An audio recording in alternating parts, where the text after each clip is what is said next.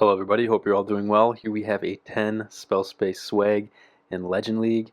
This is Phase 5. I'm bringing my favorite 5 Legend League attacks. Here we have another 10 spell space swag. 2 rage for the eyes, skeleton freeze for the nose, and this is a very common base. You'll find this base all the time in Legend League, so whenever you see it, you can think 10, 11 spell space swag. There is a 6 spell space swag. Here's another very common Legend League base with another 6 spell space swag. And we're going to end on another very common Legend League base. So when you find these in war, because they're also very common war bases, you will absolutely be able to destroy them. Alright, first attack. And the first few things I like to think about are Flame Flinger value, FB value, and then pathing. By Flame Flinger value, just anywhere that the Flame Flinger can get a bunch of defenses, specifically ricochet towers.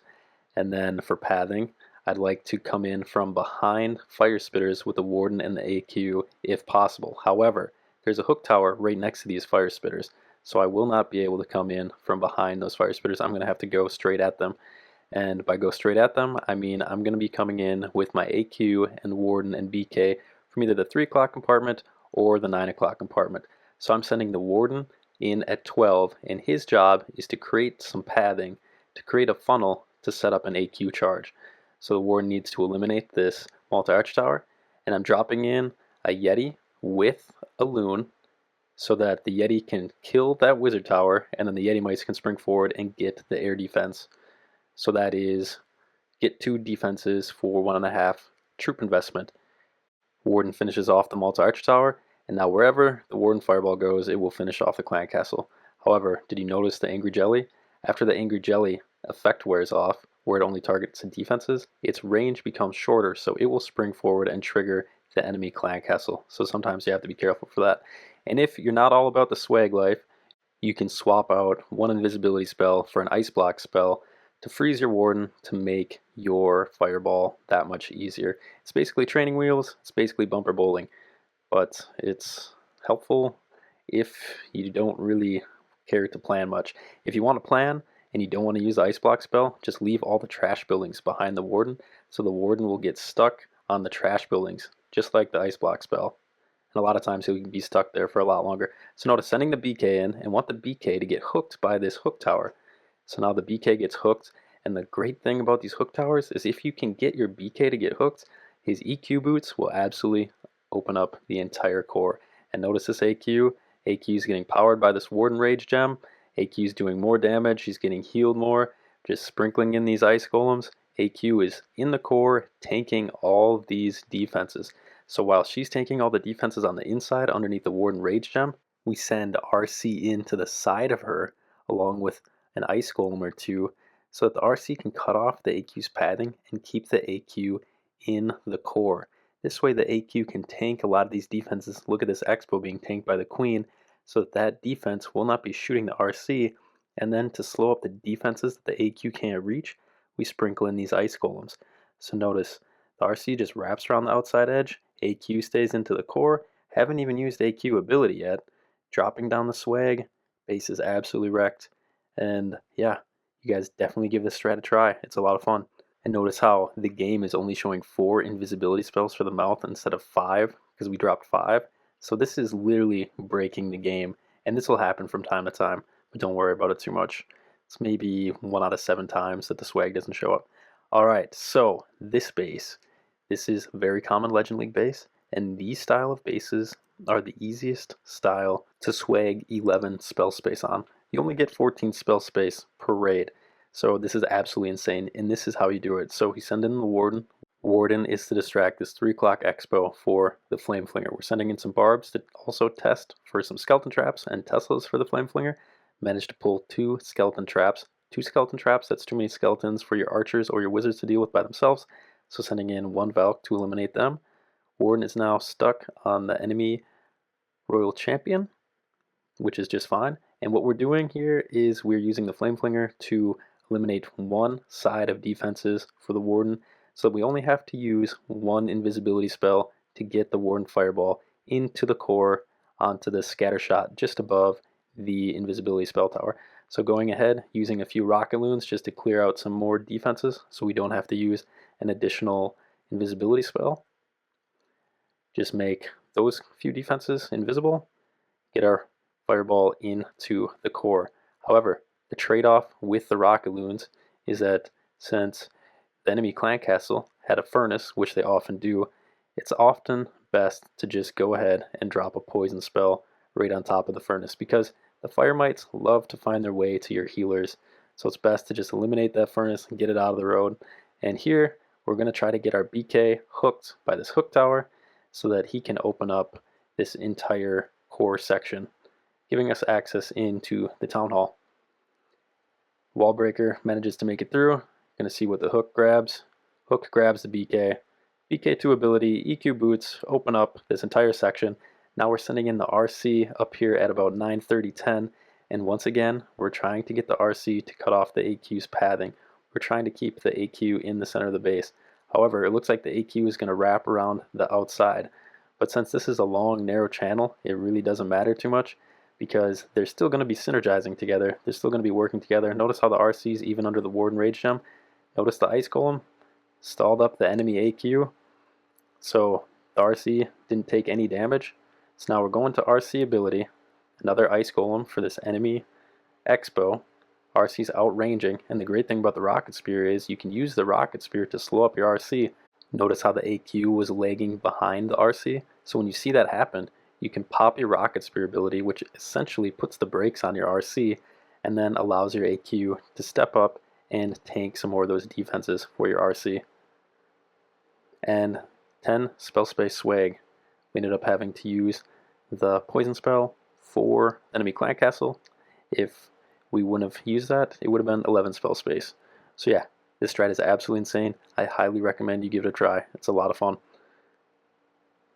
Alright, so we have a hook tower in the center, and right now we are searching for flame flinger value using some barbs to test. I can get a ricochet and a fire spitter with that flame flinger over in the left corner, which is absolutely insane value because those are two of the worst defenses to go up against in this attack strategy. You have the ricochet cannons, which are deadly because they will shoot your higher hit point AQ and then ricochet to the warden who is supporting the AQ, who has just over half the hit points of your AQ, and kill him very fast if you're not paying attention. They will also skip from your RC to your Spirit Fox and kill the Spirit Fox very quickly. Fire Spitters are very damaging because they will peel off your healers. AQ does not have the same reach as the Warden, so AQ, to reach these defenses, has to step in closer. That means she brings the healers in closer, so if you go directly into a Fire Spitter, you're bringing your healers in danger of getting roasted.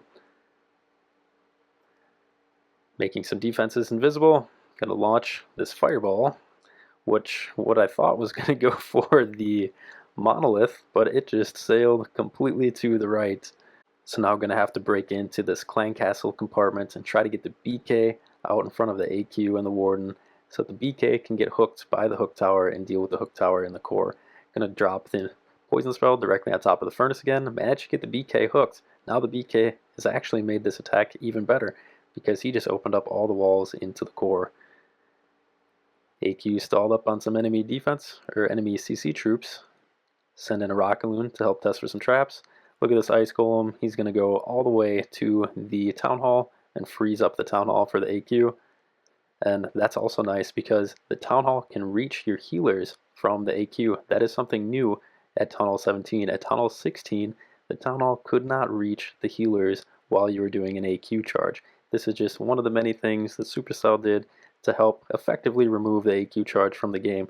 But we know better, and we know better by using the Warden to support the AQ. So now we have the RC. Going to ability, Rocket Spear again. We're stalling up the RC so that the timing of the attack can line up better. So now we're able to sneak in this Ice Golem on the backside. Ice Golem's going to pop soon, and we'll freeze up all these defenses in this top right compartment. They're all frozen up. Got another Ice Golem freezing up the enemy hero, sending in some headhunters to deal with these heroes. And that is the best thing about these Ice Golems. They will freeze up multi-targeting defenses. That is the biggest difference from Town Hall 16 to Town Hall 17. All the multi-targeting defenses. They brought in all these multi-targeting defenses to deal with the spam, but they actually just made it much more difficult to do precision attacks. So by using Ice Golems, you can stall up the defenses to really let your hero abilities shine, and you can also use the Ice Golems to freeze up enemy heroes along with enemy defenses so that your headhunters can sneak in and kill them. Because we all know how frustrating it can be to try to kill an enemy minion prince on the outside of the base with a few headhunters. He shoots faster than the headhunters. However, if you use an ice golem to freeze him up and potentially some of the defenses, you can sneak the headhunters in, drop an invisibility to keep the headhunters safe, and eliminate that minion prince to make some room for a nice flame flinger or whatever you got going on. So using some rocket loons to direct target that Inferno Tower, single target Inferno Tower.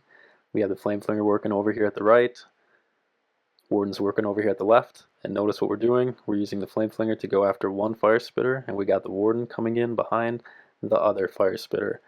It's very nice to come in from behind Fire Spitters. You're going to hear me say that all the time.